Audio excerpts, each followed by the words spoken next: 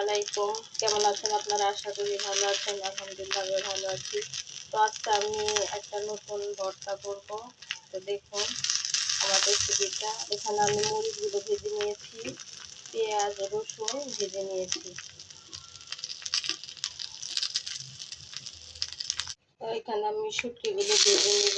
যে শুটকিগুলো দিয়ে দিলাম, এই শুটকিগুলো আমি মচমচ করে ভেজে নেব। তো আমি আগে থেকে শুটকিগুলো গরম পানিতে ধুয়ে এই যে এখন শুটকিগুলো ভাজবো। শুটকিগুলো ভেজে আর মরিচ আর রসুন পেঁয়াজ ভেজে নিয়েছি, এগুলোকে আমি ভর্তা করবো। তো আমার ভিডিওটা আপনারা দেখতে থাকুন। এই যে আমি শুটকিগুলো ভেজে নিচ্ছি। এই শুটকিগুলো আমি ভালোভাবে ভেজে নেব, একদম মচমচ করে। তো আপনারা কে শুটকি খান কমেন্ট করে জানাবেন। আমার মতো শুটকি পাগল লোক কে আছেন আপনারা?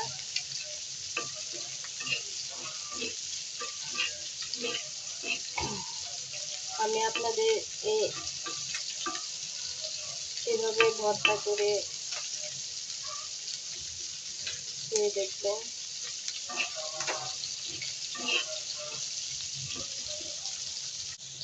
আমার শুটকিগুলো ভাজা হচ্ছে। জানি না আপনারা এইভাবে কি করে খান কি না, তো আমার মতো করে একদিন খাবেন। মাছ মাংস থেকে শুটকি খুবই একটা ভালো খাবার, এটা আমার খুব পছন্দের। আমার শুটকি তরকারি খুব ভালো লাগে। শুটকি ভর্তা, যে কোনো শুটকি দিয়ে যে কোনো একটা রেসিপি রান্না করলে খুবই ভালো লাগে। এখন আমি আমার শুটকি ভাজা শেষ। এখন আমি মরিচ পেঁয়াজ রসুন একসাথে, আমি এটা পাটায় বেটে করবো না, এটা আমি হাতেই করব। তো দেখুন আমার ভিডিওটা। এই যে আমার মরিচ আর পেঁয়াজ রসুন ভাজা হয়ে গেছে। এখন আমি এই যে মরিচটা আমি শিল দিয়ে একটু মিহি করে নিব। মরিচটা একটু ভেঙে নিব, ভালোভাবে এভাবে মরিচটা ছাঁচা দিয়ে নেবেন।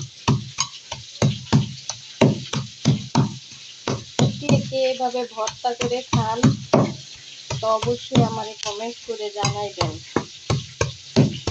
আমি এত গুছিয়ে কথা বলতে পারি না।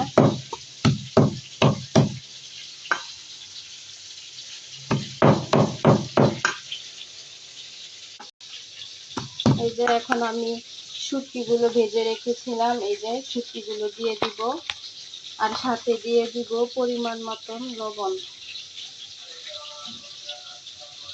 এখন আমি শুটকি রসুন পেঁয়াজ আর মরিচ একসাথে আমি ভালো করে মিক্স করে নিচ্ছি।